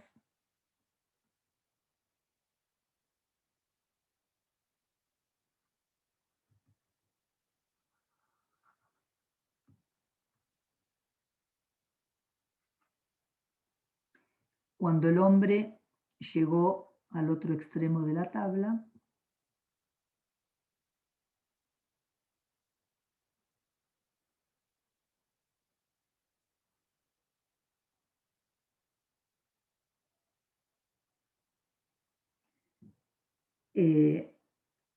entonces ahora el hombre llegó al otro extremo de la tabla y ahora tenemos de vuelta el centro de masa de la tabla y el centro de masa del hombre. Y ahora la posición del centro de masa va a estar en esta recta, ¿no? Entonces acá tenemos la posición del centro de masa del hombre y esta será la posición del centro de masa de la tabla. Lo voy a escribir acá, la posición, lo voy a llamar así, la posición del centro de masa del hombre tiene una cierta componente, esto lo vamos a llamar X1, X1 es la posición del hombre en esta nueva situación, X1 en la dirección X, y tiene una altura h sobre 2 en y, ¿no? Esta es la posición del centro de masa del hombre cuando llegó al otro extremo de la tabla, ¿ok? Y la posición del centro de masa de la tabla la voy a llamar x sub 2 en x, ¿ok? Entonces, esta es la posición del centro de masa del hombre y esta es la posición del centro de masa de la tabla.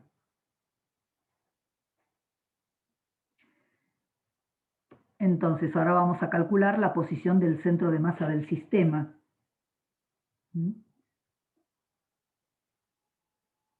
El centro de masa del sistema va a ser la masa del hombre por la posición del hombre, que ahora es R1, a RH lo llamé RH.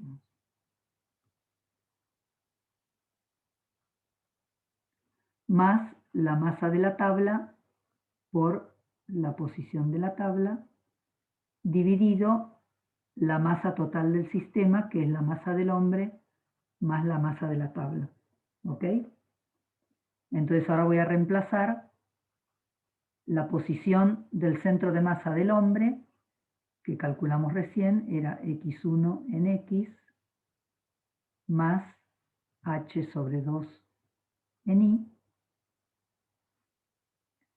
más la masa de la tabla por la posición del centro de masa de la tabla, que es X2 en X, todo dividido la suma de las masas. ¿Ok?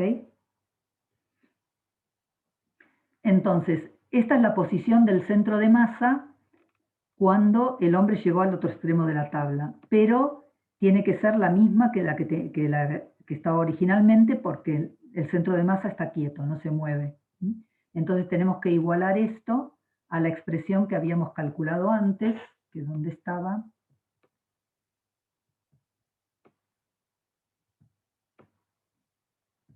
Acá. Esta es la expresión que calculamos en la posición inicial, era la inversa de la suma de las masas por la masa del hombre por h sobre 2 en y, más la masa de la tabla por L sobre 2 en X. Entonces, vamos a escribirlo acá. Esto tiene que ser igual a la masa del hombre por h sobre 2 en i, más la masa de la tabla por L sobre 2 en X, dividido la suma de las masas, que era la posición del centro de masa en la situación inicial.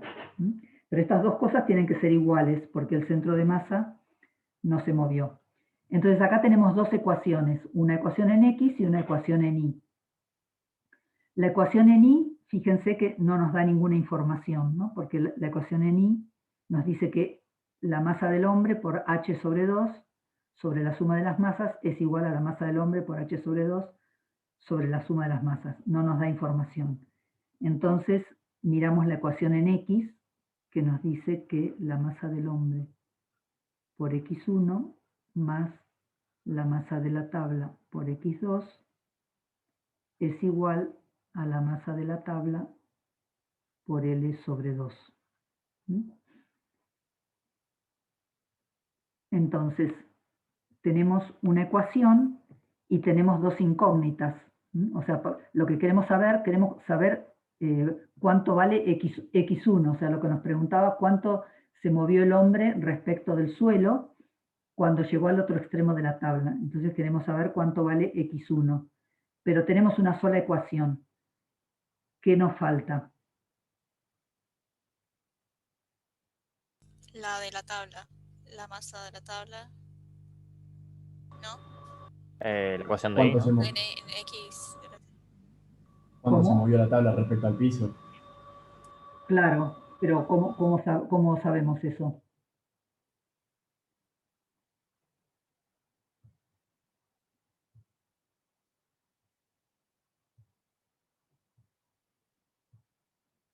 ¿Cuánto se movió? ¿Es porque el impulso lineal de la tabla es menos el impulso lineal del hombre? Se movió la misma cantidad, ¿no? Que se movió el hombre. Pero bueno, pero ¿cuánto es? O sea, no puedo volver a L escribir sobre la misma 2. ecuación porque no saco información. O sea, necesito más información. Necesito otra información que no esté en lo que ya escribimos, porque Tenés la ecuación de la recta, ¿no? Te podés hacerla, el centro de masa del hombre, o no sé. pero esa ecuación me daba la posición del centro de masa. O sea, esa ecuación me dice cuál es la posición. Bueno, o sea, a ver, vamos a ver si esa ecuación tiene suficiente información. Esta ecuación, ¿decís? No, yo lo que digo es que te hagas otra ecuación de la recta, porque vos sabés que va a haber una nueva recta que va a pasar, digamos, por el centro de masa del tipo, más la posición del centro de masa de los dos, y con eso podés extrapolar y ver cuánto da n igual a 0, por ejemplo.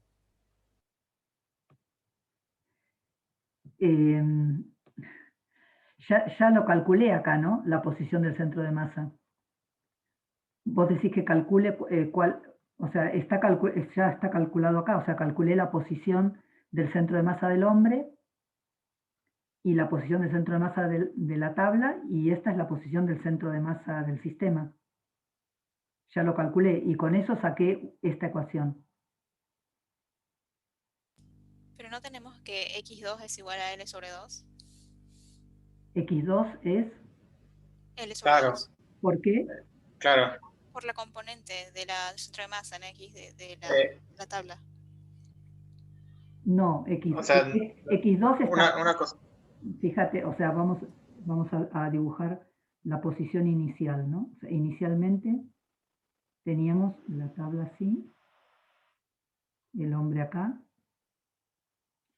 y esto es L sobre 2. O sea que el L sobre 2 está más o menos acá. No es la Sí, posición del centro de masa de la tabla.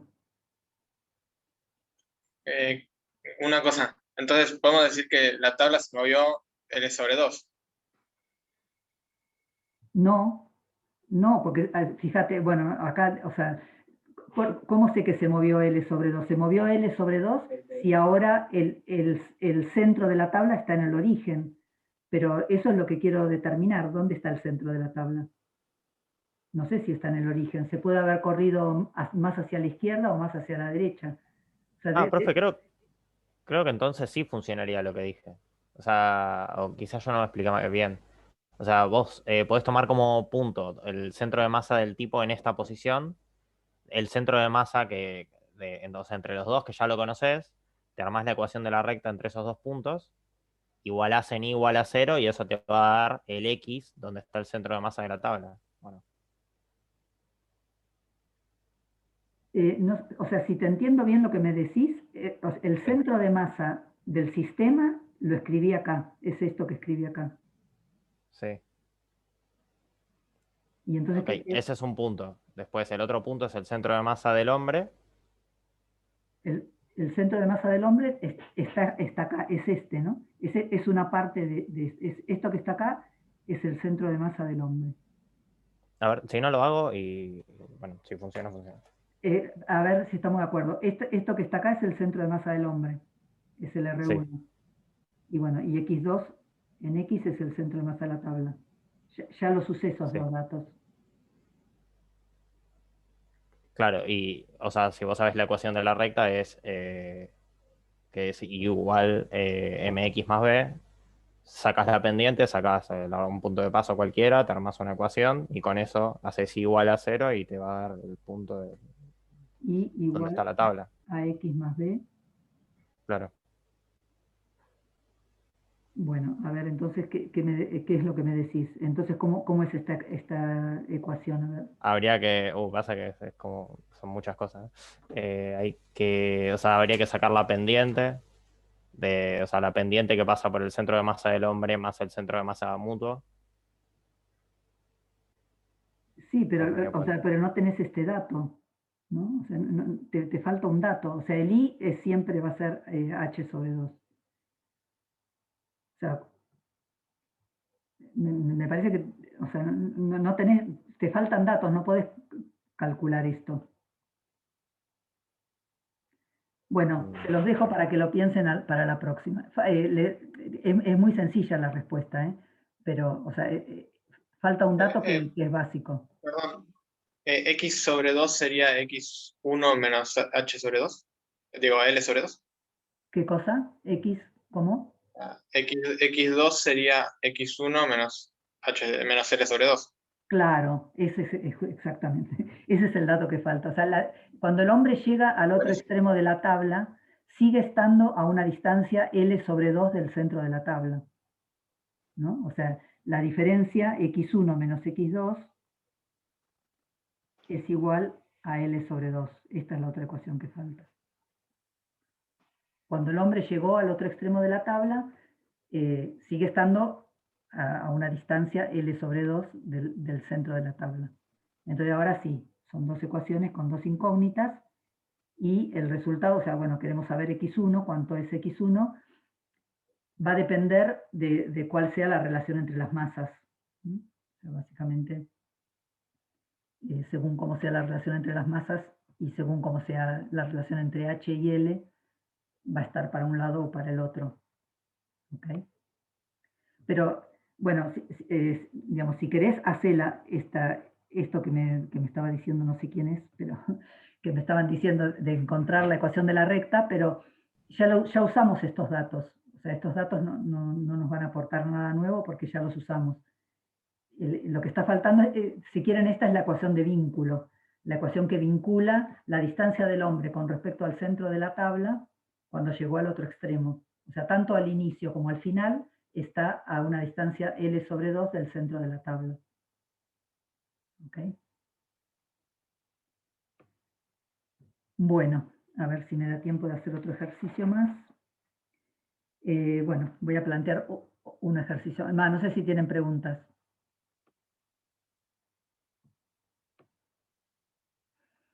Entonces hacemos un último ejercicio antes de ir al descanso. Supongamos que tenemos dos partículas que se están moviendo sobre una línea, bueno, sobre una mesa, digamos, M1 y M2. Se están moviendo con una cierta velocidad v sub 1,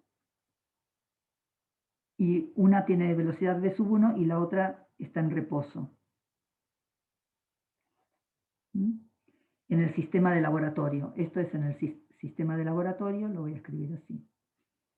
Inicialmente una de las partículas estaba en reposo, digamos la partícula 2, con respecto al sistema de laboratorio. Todo el movimiento se realiza en una sola dirección y la otra partícula se mueve con velocidad v sub 1. Entonces, si tomamos el sistema como las dos masas, o sea, nuestro sistema va a ser la masa 1 y la masa 2, la cantidad de movimiento,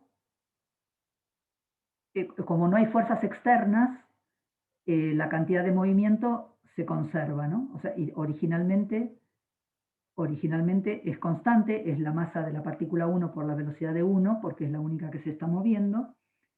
Como no hay fuerzas externas, se conserva y entonces va a tener siempre el mismo valor, o sea que en el sistema de laboratorio el impulso lineal total del sistema es el impulso de 1 más el impulso de 2, pero como 2 tiene impulso igual a 0, esto es igual a m1 por v1. ¿Ok? Esto sería antes de que choquen. O sea, en algún momento van a chocar.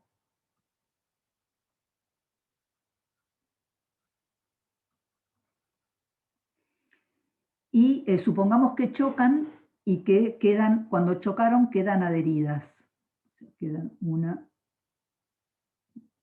después que chocan, quedan juntas, pegadas, con una masa que va a ser m1 más m2, y que se va a mover con cierta velocidad v.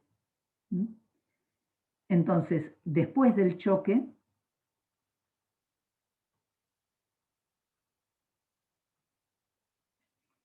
el impulso total va a ser la masa total, que va a ser m1 más m2, por la velocidad del sistema. ¿Mm? Pero como el impulso lineal es constante, el impulso antes, que era m1 por v1, es igual al impulso después, que es m1 más m2 por v, o sea que la velocidad final va a ser igual a m1 por v1 dividido m1 más m2. ¿Ok? Entonces fíjense que además como las dos partículas quedan adheridas, la velocidad final va a ser también la velocidad del centro de masa. ¿Mm? O sea, esta velocidad es la velocidad del centro de masa porque como quedan juntas, el centro de masa va a estar en donde están las partículas. Y esto va a ser para todo tiempo porque el impulso lineal es constante. Entonces, para convencernos de esto, vamos a calcular la velocidad del centro de masa antes del choque. Antes del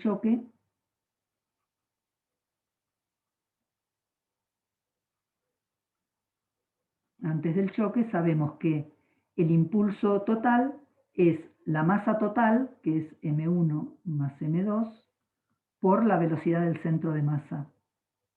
¿Está bien? Esto por definición de centro de masa, el impulso total del sistema es la suma de las masas por la velocidad del centro de masa. ¿Ok? Y esto, como es constante, es igual, por ejemplo, a m1 por v1. ¿Mm? Antes del choque, el impulso total es m1 por v1. Entonces, la velocidad del centro de masa es igual a m1 por v1 dividido m1 más m2. ¿Ok? Ahora, ¿cómo sería este movimiento? ¿Cómo sería la descripción de este movimiento desde el sistema centro de masa? ¿Mm? Digamos, ¿cómo lo dibujarían? Tenemos inicialmente tenemos las dos masas, M1 y M2. ¿Dónde está el centro de masa? En la mitad del camino. Sí, sí, si las masas fueran iguales, Viendo que las dos masas son iguales, claro, Ah, sí, bueno. si es son verdad. iguales están en el centro, si no estarán en alguna posición, supongamos que sea M2 más grande que M1, va a estar más cerca de M2, ¿está bien? Entonces, desde el centro de masa, ¿cómo se vería el movimiento antes del choque? O sea, cuando en el sistema de laboratorio, cuando la partícula M1 se mueve hacia la M2, ¿cómo veo el movimiento de M1 y M2 si estoy parado en el centro de masa? Es como que verías que ambas se cada vez, acercan. ¿Cómo? Perdón. Como que ambas se acercan, ¿no? Claro, O sea, si yo estoy en el centro de masa es como que las dos se acercan por los dos lados a la misma velocidad. bien. claro, O sea, es como que sí. hacen esto, se van acercando. Lo voy a llamar U sub 1 a la velocidad de la masa 1 y U sub 2 a la de la masa 2. ¿Ok? Y cuando chocaron y quedan adheridas, ¿dónde están? En el centro de masa. En el centro de masa, bien. En el centro de masa que no se movió, ¿no? El centro de masa no se movió en el sistema centro de masa. ¿Ok? ¿Estamos de acuerdo?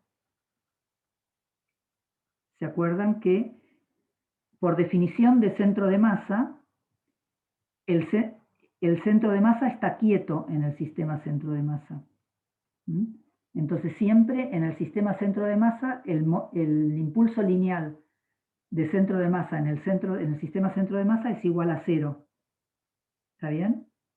Porque la velocidad del centro de masa en el sistema centro de masa, o sea, ¿cómo sería el impulso lineal en el sistema centro de masa? Es la suma de las masas por la velocidad del centro de masa en el sistema centro de masa. Pero por definición de sistema centro de masa, la velocidad del centro de masa en el sistema centro de masa es igual a 0. ¿Ok? Entonces, vamos a calcular cuánto valen las velocidades de las partículas en el sistema centro de masa por, si quieren, como sistemas relativos, la velocidad de la partícula 1 en el sistema centro de masa va a ser la velocidad en el sistema de laboratorio menos la velocidad del sistema centro de masa. ¿Está bien? Que es la velocidad relativa de los sistemas. Entonces, la velocidad del centro de masa la acabamos de calcular. Tenemos V1, la velocidad del centro de masa es M1 por V1 sobre M1 más M2. ¿Ok? Entonces, esto es M2 sobre M1 más M2 por V1. ¿Está bien? Y la velocidad de la partícula 2 en el sistema centro de masa va a ser la velocidad que tenía en el sistema de laboratorio, que era 0, menos la velocidad del centro de masa, o sea que va a ser simplemente menos M1 por V1 sobre M1 más M2. ¿Ok? Esto es antes del choque, ¿no? O sea, esto te dice que vos te estás moviendo con la velocidad del centro de masa, porque, o sea, si viendo solo esto lo pensás, lo verías como que tu centro se está acercando a la partícula 1 y arrastras a la partícula 2 con vos. ¿Dónde estoy yo? ¿Cómo es? O sea, digamos Yo que soy vos el sos el centro. centro de masa. Ah, yo soy el centro de masa. Bueno, ok. Y la que está centrada y no se mueve es M1. Entonces también lo puedes pensar como que vos te estás moviendo siendo centro de masa hacia M1 arrastrando con tu misma velocidad M2. No. El centro de masa, a ver, vamos a ver, desde el sistema de laboratorio, el centro de masa tiene esta velocidad, ¿no? Se está moviendo con la velocidad de v sub 1, ¿ok? Desde el sistema de laboratorio. Pero en el sistema centro de masa está en reposo. O sea, si yo soy el centro de masa y estoy en el sistema centro de masa, en mi sistema, si yo soy el centro de masa, mi velocidad es 0. Lo que se está moviendo son las partículas que se van acercando al centro de masa. Porque, digamos, en el sistema de laboratorio, la partícula 1 se va acercando a la 2, en el sistema laboratorio. Pero en el sistema centro de masa, como el centro de masa está quieto, las dos partículas se tienen que estar acercando, porque en el momento en que se juntaron, están las dos juntas en el centro de masa. Y el centro de masa está quieto. Sí, eso lo entiendo, pero digo que habría otro tercer sistema equivalente, que sería, al tener la misma velocidad, vos podrías decir que tu centro, tu 0, 0, está en la masa 1, y decís que lo que se está moviendo es donde antes estaba el centro de masa, y arrastra a la masa 2, yendo, digamos, no sé si me explico. Sí. O sea, Ahí sería como si la masa 2 se acerca a vos, ¿o no? O sea, me parece, a ver si entiendo lo que decís. Digamos, podría describir este movimiento desde el sistema de la masa 1. Me paro en la masa 1 y me muevo con la velocidad de 1. ¿Está bien? Ese es otro sistema. Claro. Desde ese sería sistema, casi simétrico. En ese sistema se movería U sub 2, se movería M2 y no M1. Y sería equivalente también. O sea, digamos, todos los sistemas son equivalentes. O sea, digamos, sí, uno puede describir el movimiento desde cualquier sistema. Lo que digo es que generalmente conviene describirlo desde el sistema centro de masa, porque en el sistema centro de masa el impulso lineal es 0. Y entonces, bueno, en general es más fácil resolver las ecuaciones desde el sistema centro de masa. Pero sí, o sea, en principio lo puedo describir desde cualquier sistema. Desde el sistema de la masa 1, desde el sistema de la masa 2, desde el sistema del centro de masa o desde cualquier otro sistema. Un sistema que se mueve con 2 veces la velocidad de la masa 1, por ejemplo. Cualquier sistema. Pero lo que digo es que muchas veces conviene, y ya lo vamos a ver, lo van a ver sobre todo cuando resuelvan ejercicios, que muchas veces conviene el sistema centro de masa, justamente porque ahí la velocidad del centro de masa es igual a 0, y entonces, bueno, hay varias cosas que se simplifican. ¿Ok? Entonces, bueno, esto era antes del choque, y después del choque, o sea, después del choque, como bien dijeron, después del choque, la nueva partícula va a tener ¿qué velocidad en el sistema centro de masa? La velocidad del centro de masa. ¿Qué cuál es? 0. Es 0, ¿no? En el sistema centro de masa, la velocidad del centro de masa es igual a 0, porque, como ya vimos, el impulso lineal en el sistema centro de masa es igual a 0, en este caso sería m1 más m2 por la velocidad del centro de masa, que es igual a 0. ¿Ok? Bueno, ya es demasiado tarde, así que voy a dejar acá. Si tienen preguntas, bueno, si tienen preguntas puedo seguir un poquito más. Si no, no le quiero quitar horario a la clase, a la práctica.